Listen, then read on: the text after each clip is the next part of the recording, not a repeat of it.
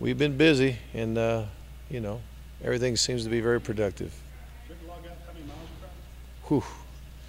That'd be interesting to see just how far I've gone in any given week or season or since I've been doing it.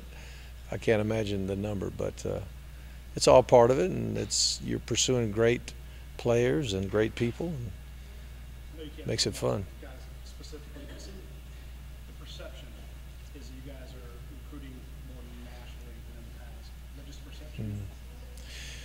Well, we're just trying to find the best players.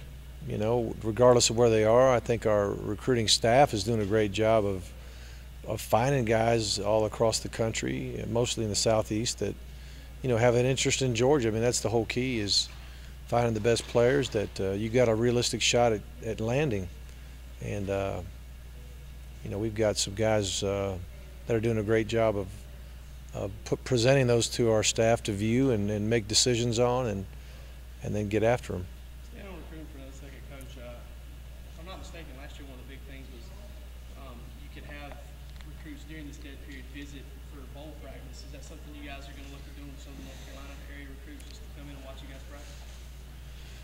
Well, I'm trying to remember for sure what's allowable and not. We're not allowed to have any contact, if I'm not mistaken. If your practices are open to anybody, then I think anybody can come. But as far as having any kind of contact with a young man, we can't do that. Hey, y'all, one more recruiting thing. Scout has y'all as #1 in the country right now. This is as late as y'all been #1. Y'all have a legit shot at being #1. What has changed? Is it a matter of numbers is one thing, or have y'all just recruited that? Yeah, it's probably a combination of both. I mean, the more you're allowed to sign, sometimes that's part of the criteria of how they rank. But I think we're on the right guys. I think we did a good job of locating them as fast as possible, and we got good recruiters. I mean, everyone on this staff recruits extremely hard. Georgia's an awesome place, but certainly, Ronnie Letson and Sam Patino and Ben Brandenburg, and those guys are doing a good job of taking care of business. It also speaks to how well the program is doing when it's on the coordinator just being looked at for a good job. Can you talk just for a second about Mike? Yeah. Well, right now Mike's our offensive coordinator, and if something changes, we'll let y'all know. But yeah, I mean, when you do excellent work, people notice, and Mike is better than most, if not the best. I'm sorry, how did you know Georgia was right for you? I mean, I guess Pittsburgh, you had kind of played around with the idea of other places. How did Mark Richt, how old were you then? 40. How did you know that this was the right thing for you at that time? Right. Well, a lot of prayer had gone into that decision over years, over time. And you mentioned the Pittsburgh thing. That was 5 years prior. And so at that time, I didn't know if I was ready, quite frankly. But I knew it was time to get ready. And, whether or not Pittsburgh was the right place for us or not, that's debatable. But in knowing that it wasn't the right timing for me, one thing that was important is the timing, but also the place. And we wanted a place where we thought we could raise our family. We wanted a place where we knew they cared about football. We wanted to be at a place that had a tremendous talent base close by, if possible. The ingredients for victory. And Georgia fit the bill. Do you have to be, in that position, or just in life in general, it may not be your nature to be selfish, so to speak, but don't you have to be selfish at times when you're looking at your future, your family's future, etc.? Well, for me, it was more about being obedient to what I felt like God was telling me to do. So that's kind of what it was for me. Do you consider it part of your coaching legacy, the success of coaches that have worked under you and how they move on, or is that not something? I don't think much about it because, like, for example, while I was at Florida State, we had a lot of good coaches there, and most everybody stayed there a long time. And just because they didn't leave to go take head jobs didn't mean that they weren't good coaches. They were great coaches. I think sometimes it's a matter of what's important to you. And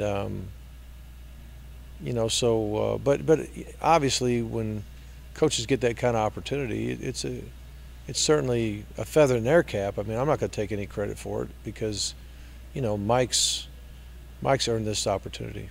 Why do some coaches work and some don't? I mean, you know, Brad Scott didn't quite work out at Carolina. You did here. Chuck Amato didn't quite work out at NC State, you know, et cetera. Why are some guys successful? Right. Some guys have a harder time doing it. Well, I just think that sometimes it's the fit, sometimes it's the job itself. I mean, just because you're a good quarterbacks coach doesn't mean you're going to be a good coordinator. And just because you're a good coordinator doesn't mean you're going to be a good head coach. Just because you're a good head coach doesn't mean you'll be a good AD, you know, like it used to be in the past. You know, or it may just be a matter of being at the right place, you know, at the right time as well. Maybe, you know, some guys are so anxious to take jobs that it may not be the right job. You know, at Florida State, I wanted to be very patient to get a job, you know, like Georgia, and that was my philosophy. If I was going to leave, it was going to be something. It's going to be a place that I was hoping to stay for the rest of my career, and that's the approach I took. Have any other schools contacted you about other members of your staff? No, sir. Any questions about the bowl game or Louisville? That's gonna be the next one. Yeah. What's the Thank you. story with Leonard Floyd? Leonard had some surgery yesterday on his shoulder, and he will not play in the game. Would he let it go spring? Not sure about that either, but the goal is to get him, you know, really ready for a senior season, to be strong and be ready to go. A lot of us are focused on, you know, facing Todd Grantham, you know, your former defensive coordinator, Mike Butler's offense versus his defense. Can you kind of break down the other side of that? You know, Right. Georgia's defense versus the Louisville offense. How would you characterize Right. Louisville's offense, they average about 150 yards rushing a game, about 250 passing. They average about 32, 33 points a game. Very balanced. They've been through some quarterbacks this year, injury-wise. The last one that jumped in the game against Kentucky played lights out. The guy came off the bench. It was like 21 to 31, 350-some yards. I don't know how many TDs, but you watch the film, he lit it up. I mean, he really, really played well, and I'm assuming he'll be the guy, you know, that'll start this game. But you know, it's always a battle of scheme. It's a battle of energy and effort and fundamentals and taking care of business, you know. And so the big thing for us is to make sure we're fundamentally sound and that we play hard. You mentioned scheme. Todd Grantham should be very familiar with your scheme. How much do you change signals? Do you change calls? Do you change what you're going to do, knowing that, you know, he was here just last year? Right. I don't think we will. You know, it's one thing for the coach to know it. It's another thing for the kids to learn it. It's just like when I used to call plays and we had code names and hand signals, and, you know,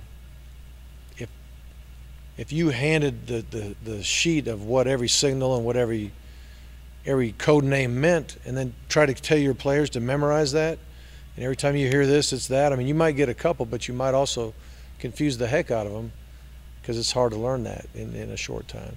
Got time for a couple more? Do you consider bowl games, obviously it's a reward for a good season, is it hard to balance the fun and the business part of the trip? How do you go about that? Well, as coaches, it's a working trip for us. We're working. We don't have a whole lot of fun. Our wives and children do, we hope. Well, my kids like it. They've been to a bowl every year of their life, but you know, we do want there are times earmarked for our players to enjoy, and we do want them to enjoy it. And then when there's time that's earmarked for work, we want them to work. So just stay focused when it's time to work. When it's time to have fun, do it in the right way, and everything will work out good. You're going to get on the NASCAR track? Well, I think it's well, it's not mandatory, but I think they've invited me there. I'm going to go there, and I might be the first one in the car, so I'm looking forward to that. What's the fastest you've ever gone in a vehicle? I can't tell you that. Thank you, Coach.